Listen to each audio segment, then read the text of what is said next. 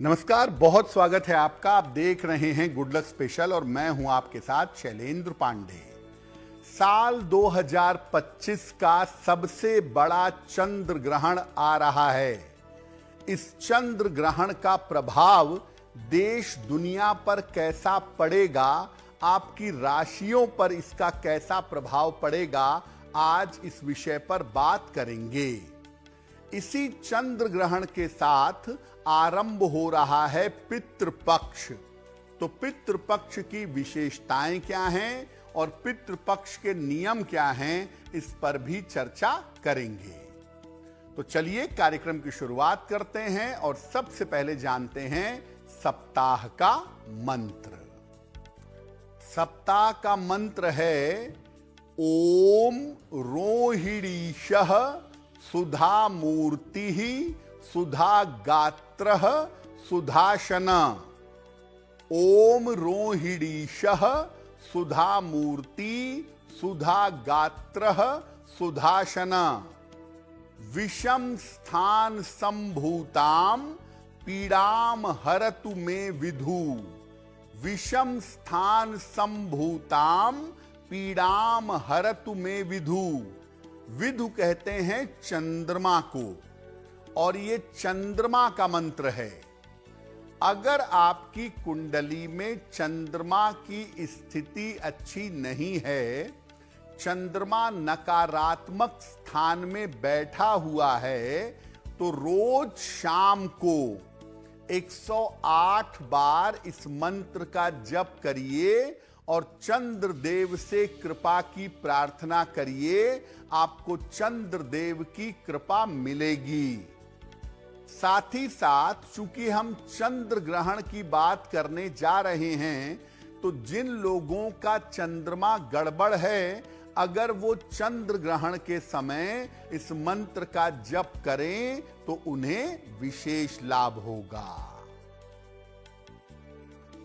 देखिए, हम आपको शुरू में ही बता रहे हैं कि साल 2025 का सबसे बड़ा और सबसे महत्वपूर्ण चंद्र ग्रहण आ रहा है।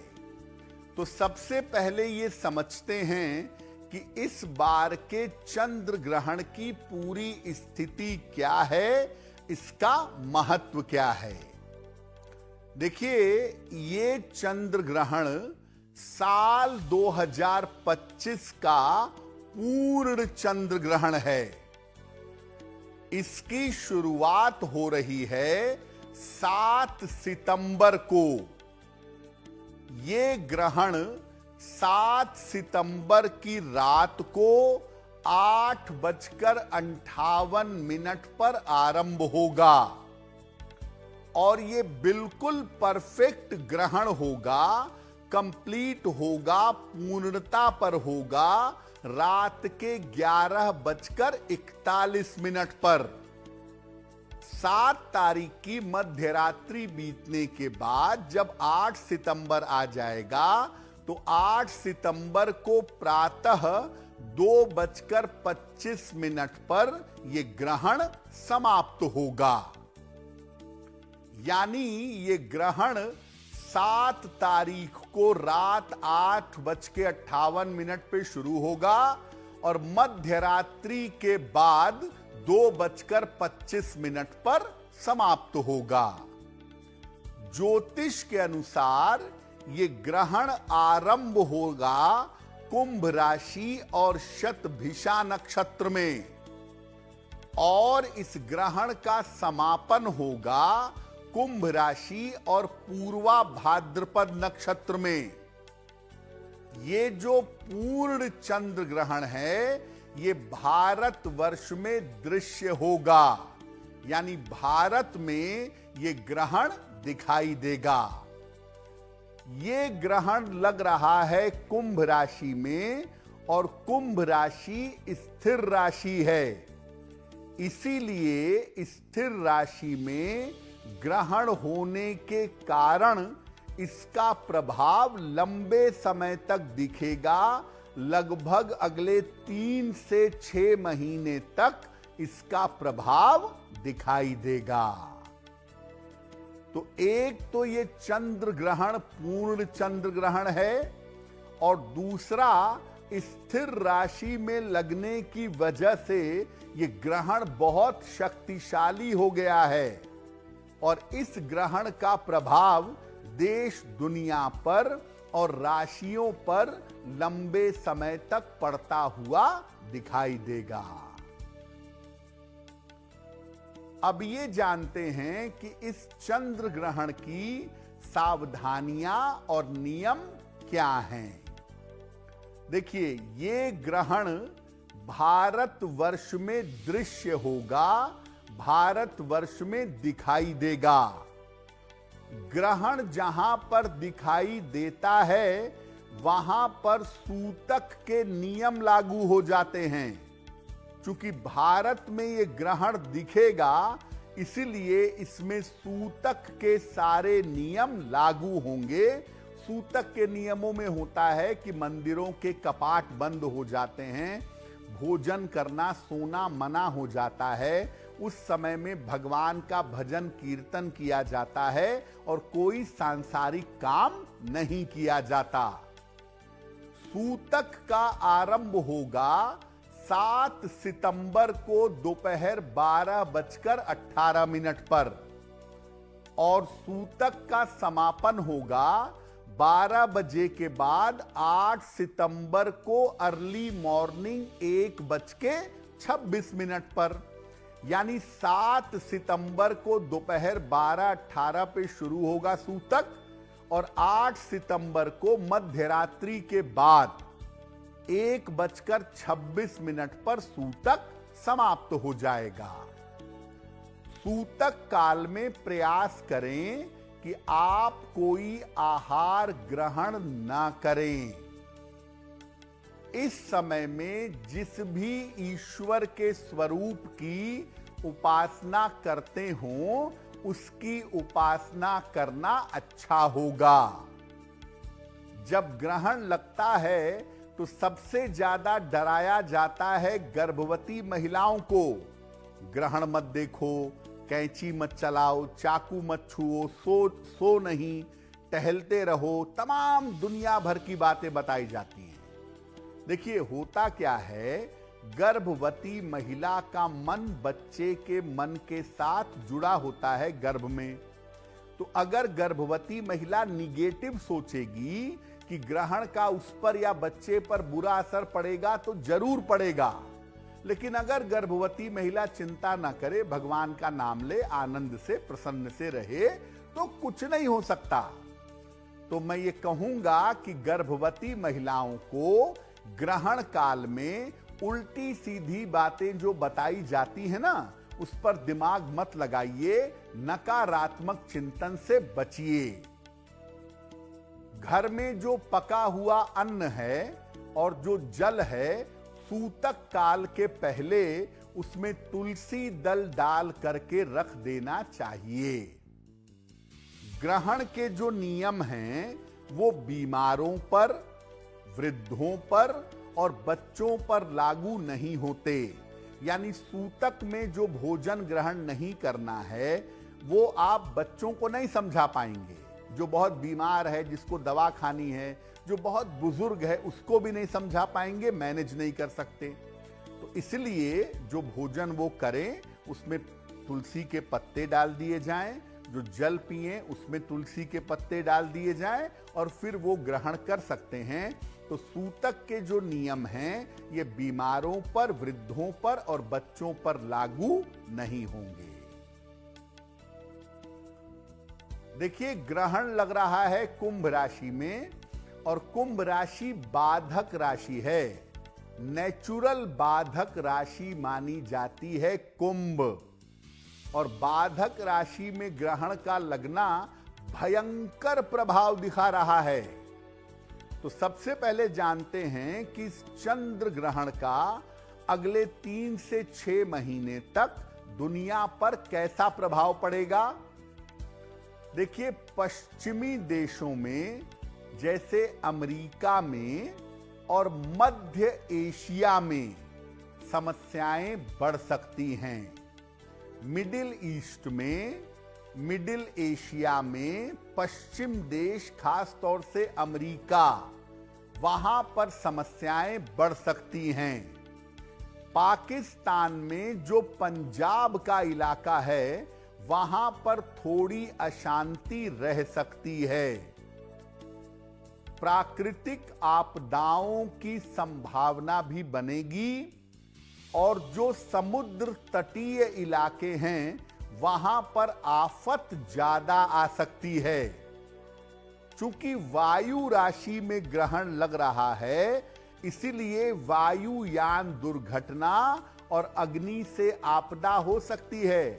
प्रशांत महासागर में जो अग्नि का इलाका है, वहां पर आग फैल रही है और लगातार भूकंप आ रहे हैं, इसका आरंभ हो चुका है।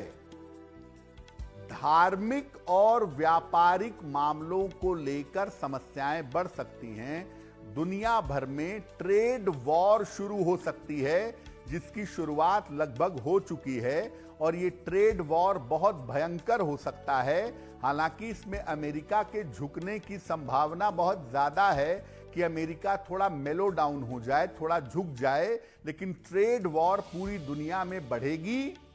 और साथ ही साथ धार्मिक विवाद, बेवजह के रिलीजियस झगड़े भी इस समय बढ़ सकते हैं, जिनकी वजह से दिक्कतें आ सकती हैं। तो चंद्र ग्रहण तैयार है दुनिया का नक्शा बदलने के लिए। भारत पर इसका कैसा प्रभाव होगा, भारत के लिए चंद्र ग्रहण कैसा रहेगा, आइए वो भी जान लेते हैं। देखिए, भारत में उत्तराखंड का जो इलाका है, उत्तरी उत्तर प्रदेश का इलाका और पंजाब का इलाका, वो इस चंद्र ग्रहण से भयंकर प्रभावित होगा। उत्तराखंड, उत्तर प्रदेश का उत्तरी इलाका और पंजाब, यहां की स्थिति बिगड़ सकती है। भारत पाकिस्तान की पंजाब वाली जो सीमा है, वहां पर काफी तनाव बढ़ सकता है। जो पर्वत के इलाके हैं, हिमाचल का इलाका है, उत्तराखंड का इलाका है, यहां पर विशेष समस्याएं हो सकती हैं। प्राकृतिक आपदाएं एकदम से बढ़ेंगी और राजनीतिक परिवर्तन हो सकता है। इस समय देश के बहुत सारे राज्यों में बड़ा परिवर्तन हो सकता है और केंद्र सरकार में भी आंतरिक परिवर्तन दिख रहे हैं। आकाशीय विपदाएं जैसे बादल का फटना, बिजली का गिरना, ये भी दिख रहा है और वायुयान दुर्घटनाओं जैसी स्थिति बन रही है। अगले 6 महीने में देश के प्रमुख राज्यों में सत्ता परिवर्तन जैसी नौबत आ सकती है। बड़े बड़े लोगों की कुर्सी हिल सकती है और जो बड़े राजनेता हैं, उनके भविष्य के लिए मुश्किल होगी और उनके स्वास्थ्य के लिए भी अगले 6 महीने कठिन होंगे। यानी जो बड़े राजनेता उम्मीदें पाल कर बैठे हैं कि ये मिलेगा वो मिलेगा, वो सब चला जाएगा। और स्वास्थ्य को लेकर भी सावधानी रखनी होगी, क्योंकि इस समय दुर्घटनाओं जैसी संभावना भी जो देश पर असर डाले, ऐसी संभावना बन सकती है। तो देश दुनिया पर चंद्र ग्रहण क्या असर दिखा रहा है या क्या असर आने वाले समय में दिखाएगा, वो हमने आपको बताया। आपको बताया कि सूतक काल में आपको किन किन सावधानियों का पालन करना चाहिए। अब ये जानते हैं कि ग्रहण काल में क्या करना लाभदायक होगा, ग्रहण में क्या करना चाहिए। देखिए, ग्रहण का समय इतना बुरा नहीं होता है और ग्रहण का समय चमत्कार के लिए, ईश्वर की कृपा के लिए बड़ा इंपॉर्टेंट है।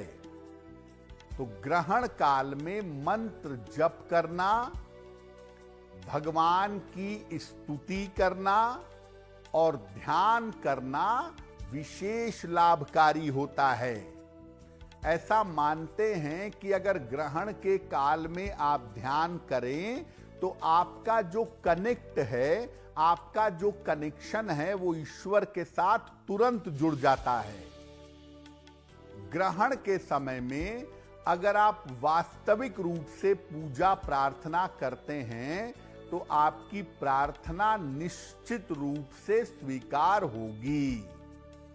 और अगर कोई मंत्र सिद्ध करना चाहते हैं या दीक्षा लेना चाहते हैं तो ग्रहण के समय में, ग्रहण के काल में लेना बड़ा शुभ होता है। दीक्षा ले लें, गुरु की वंदना कर लें, मंत्र सिद्ध कर लें, बहुत ही बढ़िया होगा। और ग्रहण के बाद स्नान करके, अब ग्रहण तो 8 सितंबर को भोर में खत्म होगा, तो उसके बाद नहा करके घर की साफ सफाई करके किसी निर्धन व्यक्ति को कुछ न कुछ दान करिएगा। अब चूंकि चंद्र ग्रहण है तो सफेद चीज जैसे चावल, चीनी, दूध, इसका दान करना बहुत ही शुभ रहेगा। तो हमने आपको बताया कि देश दुनिया पर ग्रहण का कैसा प्रभाव होगा। अब आपको बताते हैं कि अलग अलग राशियों पर इस ग्रहण के प्रभाव कैसे पड़ेंगे। सबसे पहले बात करते हैं मेष राशि की। देखिए, मेष राशि वालों के लिए ये चंद्र ग्रहण बहुत ही अच्छा है। मेष राशि वालों के लिए चंद्र ग्रहण अनुकूल दिखाई दे रहा है, इसीलिए इनके रुके हुए काम इस समय पूरे होंगे। वाद विवाद और मुकदमों से छुटकारा मिलेगा और सबसे बढ़कर आपके शत्रु और विरोधी शांत होंगे, यानी चंद्र ग्रहण की वजह से आपको लाभ होगा। जीवन की तमाम रुकावटें दूर हो जाएंगी। जब ग्रहण समाप्त हो जाए तो मेष राशि के लोग ग्रहण के बाद अगर सफेद वस्तु का दान करें, चावल का, चीनी का, दूध का, तो इनके लिए बहुत अच्छा रहेगा। वृषभ राशि, चंद्र ग्रहण जो है वो वृषभ राशि के लिए भी अनुकूल दिखाई दे रहा है और वृषभ राशि वालों के जीवन की तमाम बाधाएं दूर होंगी इस चंद्र ग्रहण के प्रभाव की वजह से। आपके करियर में इस समय परिवर्तन अवश्य होगा और करियर में लाभकारी परिवर्तन होता दिख रहा है। धन संपत्ति की अगर कोई समस्या है, धन संपत्ति की अगर कोई मुश्किल है तो वृषभ वालों की वो समस्या भी हल होगी। वृषभ राशि के लोग ग्रहण के बाद सफेद मिठाई का अगर दान करें तो चंद्र ग्रहण का फायदा आपको ज्यादा प्राप्त होगा, आप ज्यादा लाभ उठा सकेंगे। मिथुन राशि, चंद्र ग्रहण का प्रभाव आपके लिए बहुत अनुकूल दिखाई नहीं दे रहा है, तो मिथुन राशि के लोग अब अपने स्वास्थ्य का ध्यान रखें। कोई मुकदमा ना हो, कोई विवाद ना हो, इसका भी ध्यान रखें। इस समय मिथुन राशि वालों के संतान पक्ष को समस्या हो सकती है, जिसका ध्यान बनाए रखना जरूरी होगा। और मिथुन वाले अगर किसी यात्रा पर जा रहे हैं तो यात्राओं में विशेष सावधानी बनाए रखेंगे। इस समय यात्रा को लेकर के मिथुन राशि वालों को अलर्ट रहना चाहिए। चंद्र ग्रहण के समाप्त हो जाने के बाद मिथुन राशि के लोग अगर दूध का दान कर दें तो इनके लिए बेहतर होगा। चंद्र ग्रहण की मुश्किलें आपको ज्यादा परेशान नहीं करेंगी। कर्क राशि, चंद्र ग्रहण का प्रभाव कर्क राशि वालों के लिए ज्यादा नकारात्मक दिख रहा है। और कर्क राशि वालों की बात करें तो इस चंद्र ग्रहण की वजह से आपको शिक्षा के मामले में, अपने करियर के मामले में काफी मेहनत करनी पड़ेगी। अगर आप लापरवाही करेंगे तो शिक्षा और करियर में दिक्कत होगी। स्थान परिवर्तन के मामले में आपको विचार करना होगा। इस समय ऐसी स्थितियां बनेंगी कि आपका चेंज ऑफ प्लेस होगा, लेकिन सोच समझकर करिएगा। स्वास्थ्य का अब से लेके 3, 4, 5 महीनों तक कर्क वाले बहुत ध्यान देंगे, क्योंकि आपकी सेहत में दिक्कत आने की संभावना दिख रही है। तो कर्क राशि के अष्टम भाव में ग्रहण लग रहा है, इसलिए कर्क वालों के लिए इसके परिणाम ज्यादा नकारात्मक हैं। कर्क राशि के लोग ग्रहण काल में, जब ग्रहण चल रहा हो, कम से कम ज्यादा न भी कर सकें तो 108 बार नमः शिवाय का शिव मंत्र का जप करेंगे तो बहुत बेहतर होगा। सिंह राशि, चंद्र ग्रहण के परिणाम और प्रभाव सिंह राशि के लिए भी अनुकूल दिखाई नहीं दे रहे हैं। आपके कारोबार में, आपके करियर में, आपके रोजगार में इस समय दिक्कतें आ सकती हैं। व्यापार में नुकसान हो सकता है, करियर में झंझट पैदा हो सकती है। सिंह राशि वाले वैवाहिक जीवन का बहुत ध्यान रखें, और अगर कहीं पर शादी की बात पक्की हुई है, इस समय अलर्ट रहिए, कहीं ऐसा ना हो कि ग्रहण की वजह से शादी होते होते रुक जाए। सतर्क हो जाइए। और फिलहाल कहीं पर पैसा लगाने में, कहीं पर इन्वेस्टमेंट करने में सावधानी रखिएगा। जरा सी लापरवाही से आपका पैसा डूब सकता है, आपको नुकसान हो सकता है। सिंह राशि के लोग ग्रहण के बाद अगर चावल का दान कर दें तो ग्रहण की मुश्किलें, ग्रहण का नकारात्मक प्रभाव आपके ऊपर ज्यादा नहीं पड़ेगा। कन्या राशि, ग्रहण का प्रभाव कन्या राशि वालों के लिए उत्तम दिख रहा है। स्वास्थ्य का जो आपके मामला है वो बेहतर होगा। सेहत में लगातार आपके सुधार होता दिखाई दे रहा है। और इस समय अगर आप एफर्ट करेंगे, आपकी राशि कन्या है, प्रयास करेंगे तो आपके रुके हुए काम पूरे होंगे। शत्रु और विरोधी आपके परास्त होंगे, यानी आपको हर तरफ से करियर में, जीवन में, सेहत में सफलता मिलेगी। इस समय का सही प्रयोग करें।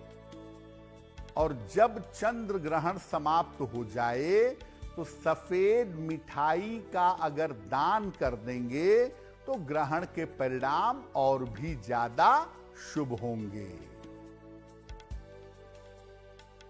तुला राशि, तुला राशि वालों के लिए ग्रहण के परिणाम बहुत बेहतर नहीं हैं।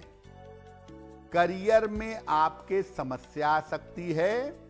लापरवाही करेंगे, अचानक नौकरी जा भी सकती है, काम छूट भी सकता है। लिखा पढ़ी के काम में आपको सावधानी रखनी चाहिए।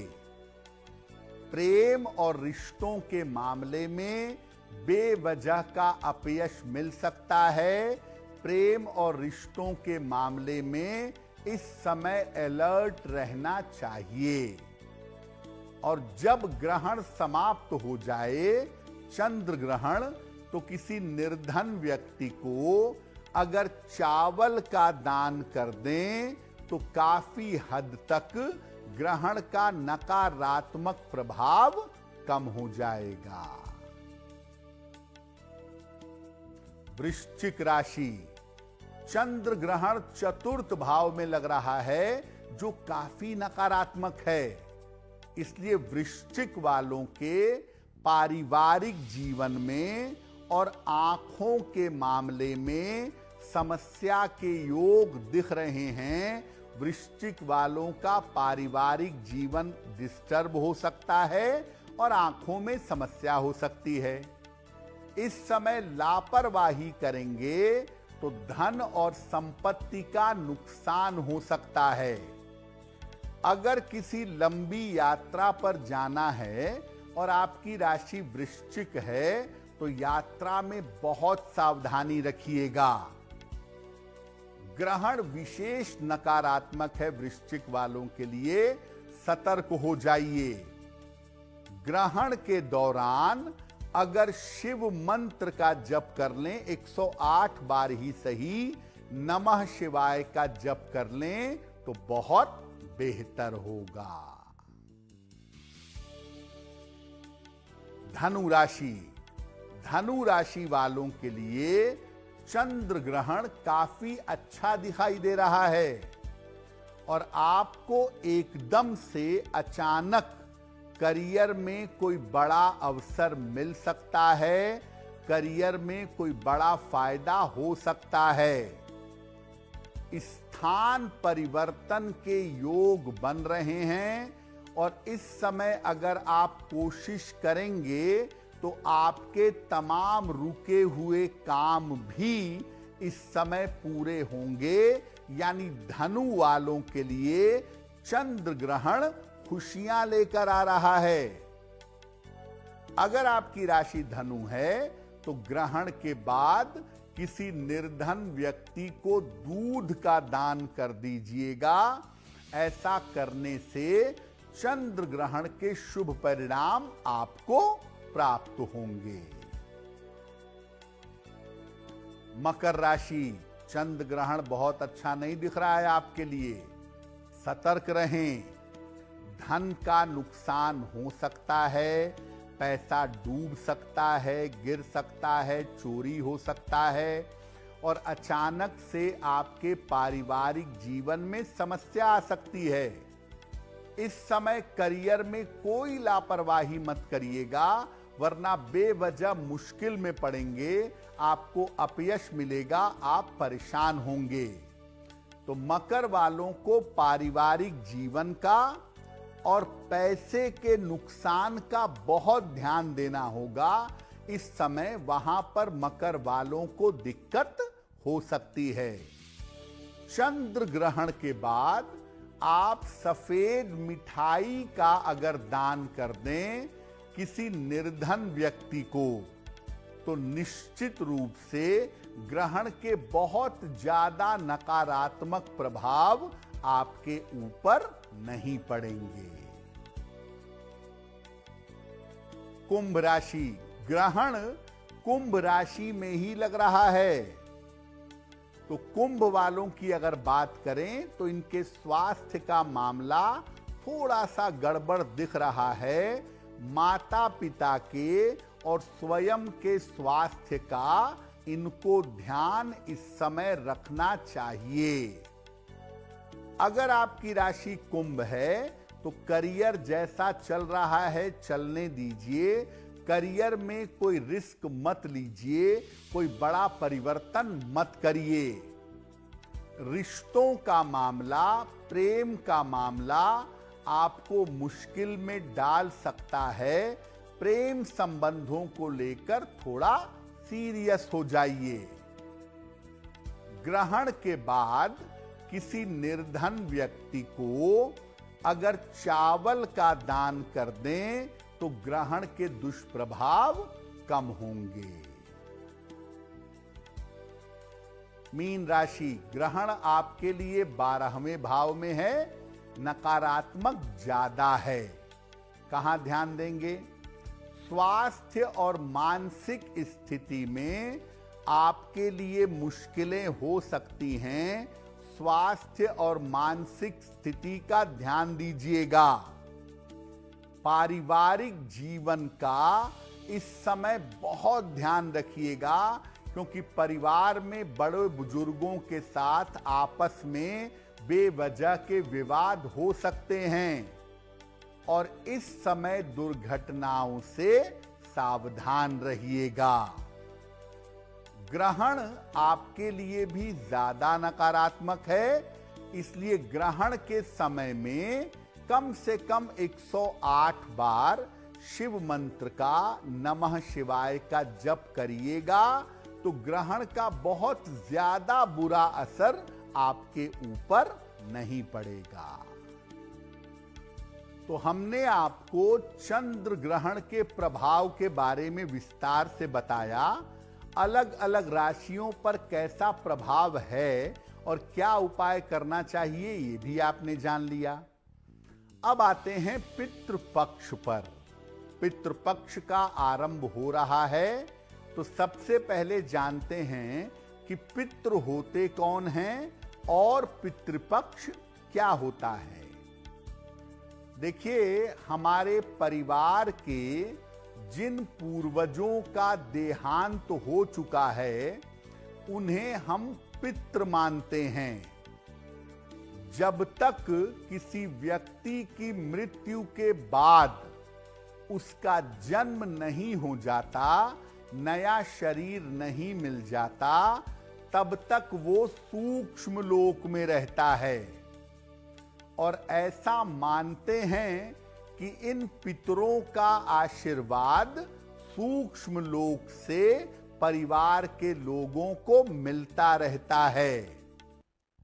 पितृपक्ष में पितृ धरती पर आकर अपने लोगों पर ध्यान देते हैं और अपने परिवार के लोगों को आशीर्वाद देकर उनकी समस्याएं दूर करते हैं।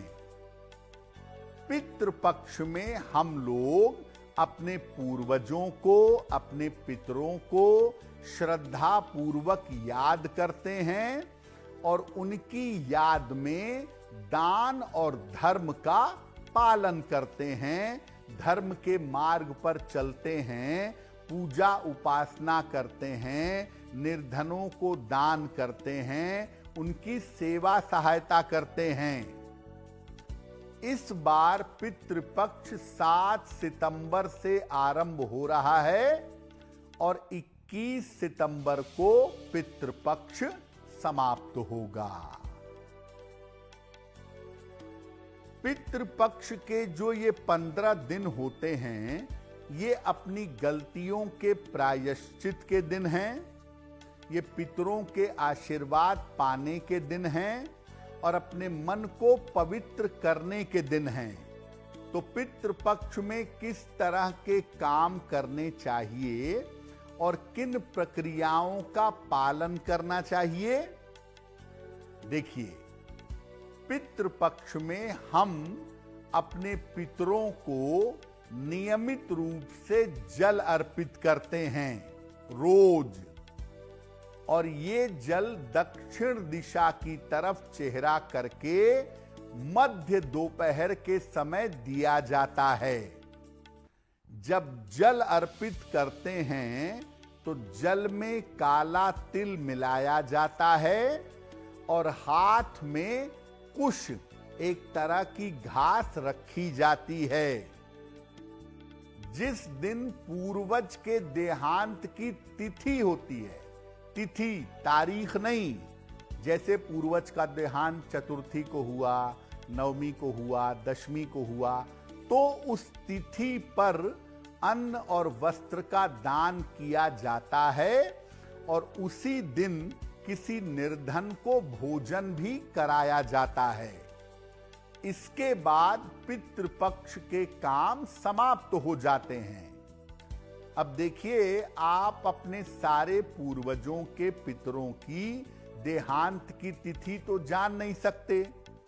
ऐसी स्थिति में पितृ विसर्जन अमावस्या के दिन, जो इस बार 21 सितंबर को है, उस दिन आप अपने सारे पितरों को याद करके उनके नाम से पूजा उपासना करते हैं, उनके नाम से दान करते हैं, तो पूर्वजों की आत्मा को शांति मिलती है।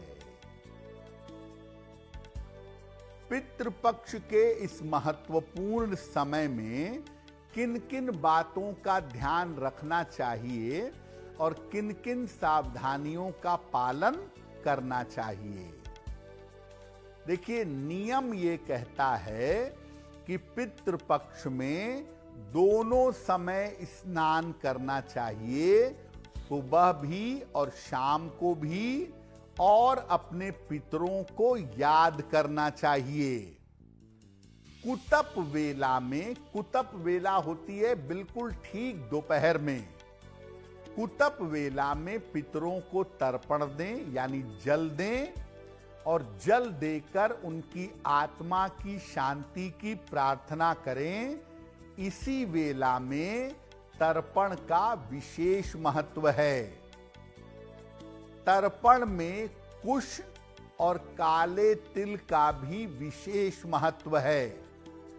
इनको हाथ में ले करके जल में काला तिल मिला के, कुश की अंगूठी पहन के या कुश हाथ में लेकर तब पितरों को तर्पण दिया जाता है, जल दिया जाता है, और तब पितरों की आत्मा को शांति मिलती है। जो कोई पितरों को जल देता है, पितृपक्ष का पालन करता है, उसे पितृपक्ष में केवल एक समय संध्या काल में सात्विक भोजन ग्रहण करना चाहिए। और सामान्यतः अगर आपके घर में पितरों को बुलाया जा रहा है, अगर आपके घर में पितरों को जल दिया जा रहा है, तो आप अपने घर में सात्विकता बनाए रखें, सात्विक आहार खाएं, प्याज, लहसुन, मांस, मदिरा से परहेज करें, और पितृपक्ष में जहां तक संभव हो दूध का प्रयोग कम से कम करें। पितरों को जो आप फूल अर्पित करेंगे, उनके श्राद्ध वाले दिन या उनकी तिथि वाले दिन या रोज हल्की सुगंध वाले सफेद रंग के या हल्के रंग के पुष्प अर्पित करेंगे। तेज सुगंध वाले, तीखी सुगंध वाले फूल पितरों को अर्पित नहीं किए जाते। दक्षिण दिशा की तरफ चेहरा करके पितरों को तर्पण कीजिए, जल दीजिए, और दक्षिण दिशा की तरफ चेहरा करके ही उनके लिए पिंड दान करिए।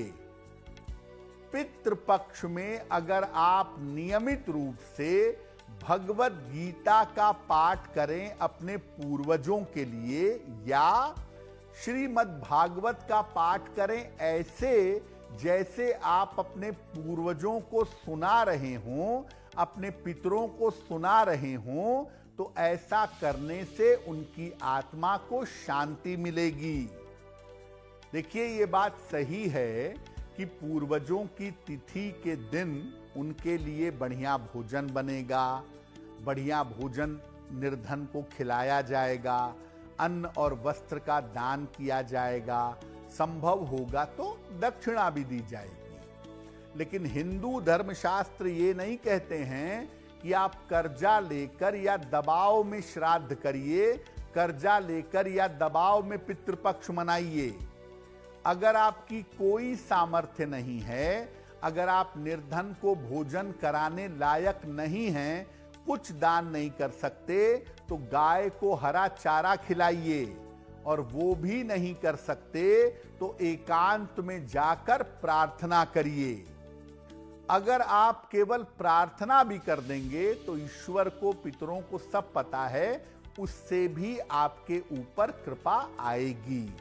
लेकिन पंडित जी ने कह दिया था इस प्रेशर में आके, इस दबाव में आके श्राद्ध नहीं करना चाहिए। तो गुड लक स्पेशल में आज के लिए बस इतना ही। आने वाला सप्ताह आपके लिए शुभ हो, मंगलमय हो, इसी कामना के साथ मुझे दीजिए इजाजत। देश और दुनिया की तमाम खबरों के लिए देखते रहिए गुड न्यूज टुडे। नमस्कार।